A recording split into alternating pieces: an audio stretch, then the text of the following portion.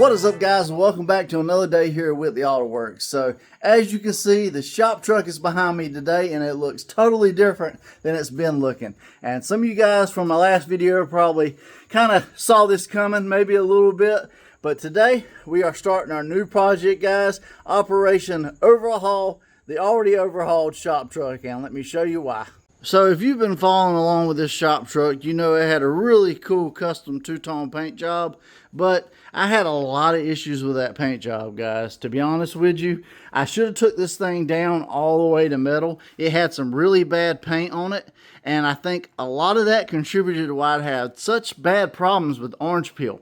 This roof, however, I stripped it all the way down when I painted it, and I stripped it down to metal. I did high build primer, and then I did Rust-Oleum black and clear, and it came out fine. But if you remember, the orange peel that was on this, the rest of the truck was absolutely atrocious. Alright, so a few reasons why I ended up going through repainting this, or why it's sitting right here in bare metal. If you look right here on this door, you can see almost an outline of my Whitley Auto Works logo.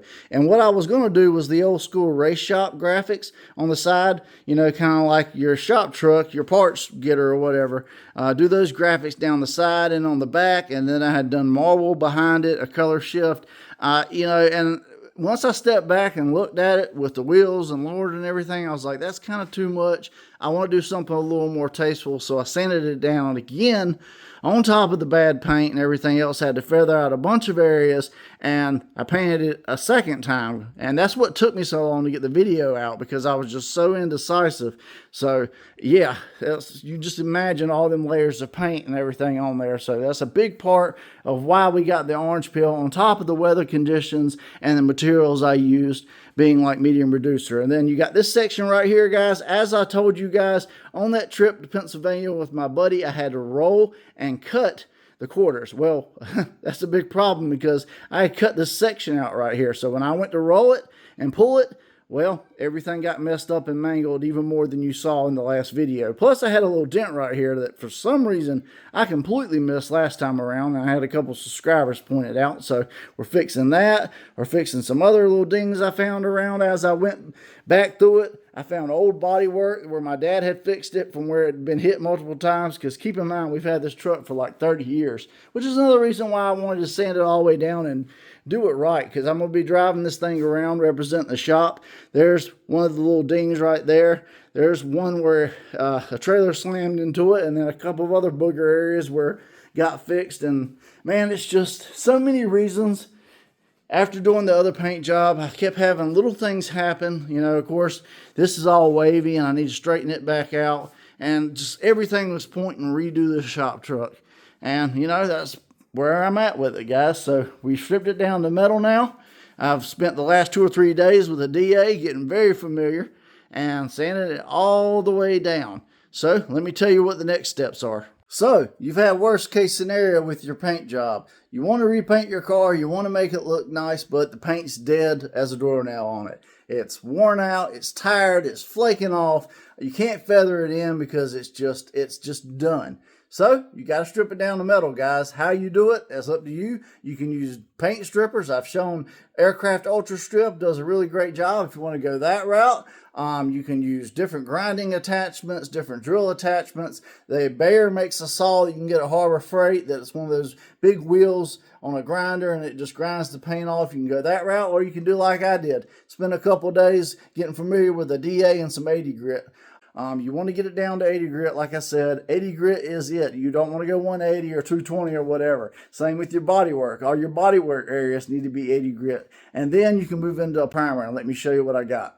Alright guys, so this is what I'm going to be using on the shop truck today. Direct to metal gray urethane primer from Nason XL, and it's got a standard activator. This is a 2K primer. It mixes 4 to 1, and yeah, it's a great direct to metal primer. People can use epoxy primers. You can use whatever primer you want. You can use Rust-Oleum primers if you want to, like the rusty metal primer.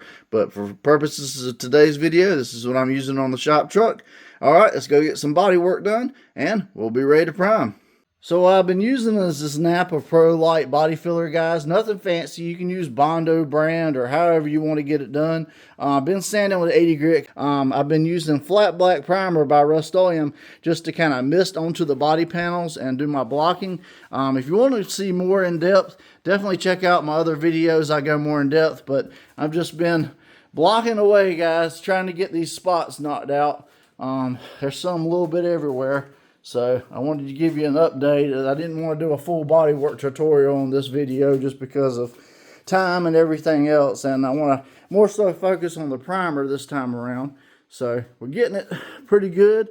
The primer will do some of the filling. I still got a lot of areas I got to get like down there. Got to get it sanded out. But when I'm ready for primer and I got everything squared away, I will catch back up with you guys. Alright guys, so after much time and sweat and everything else with body work, I have got this thing ready to go. It is actually moving day here at the house of all things. So I'm trying to get some stuff done with this truck while everybody else is getting loaded up. So I'm going to try to get this thing in epoxy primer, but we are all taped up and ready. I just need to throw on some wheel covers and we'll be ready to go. So, yep. Alright, man. That's my niece in the background. Everybody's working on something. So, all right, let's get this thing primer.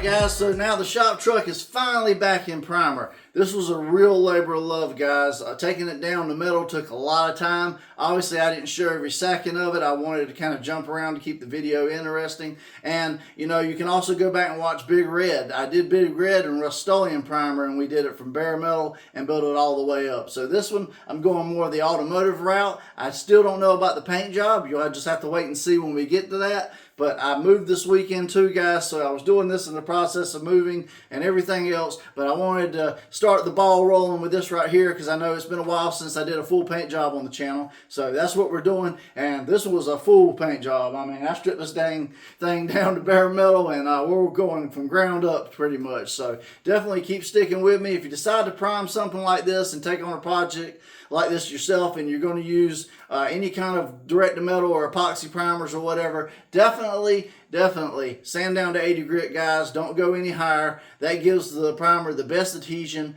long term. Then you can do even more body work, which we're still going to have more body work to do on this truck. We're going to have to block it out and everything else to get the body work perfect. I just basically started the initial body work with some areas I knew were going to need it, so just kind of help me along. So you can do it any way you want, but bottom line, sand with 80 grit, hit it with the primer, you can do your body work, and yeah, you just keep the ball rolling that way. If you have any questions about taking stuff down to metal and how to prep things and whatever else, definitely drop them in the comments. I'm always glad to help you guys out with your projects and answer questions. Like I said, we did move this weekend, so I've been doing this off and on, so I didn't go as in detail with this video as I have with some of my other ones just because I had so much going on, guys. But I wanted to get a paint job rolling for you guys because you've been asking for it, asking when we were going to do another full-on paint job. So here you go, guys. We're starting it right now, and I'm still going to have spray outs, tutorials, a little bit of everything in between, and we're going to work on this and other projects. So if you made it this far in the video today, guys, you like what I'm doing, hit that subscribe button if you haven't already. Ring that bell notification beside it. You'll get notified every time a new episode drops because you just never know what you're going to see next on Whitley Auto Works. And yeah, I just appreciate you guys to leave me a like and comment really quick before you click off this video. It helps me out tremendously with the algorithm and to basically keep the ball rolling with Whitley Auto Works. So as always, guys, I'm John from Whitley Auto Works. Hope you guys have a great day. God bless, and I'll see you guys on the next episode.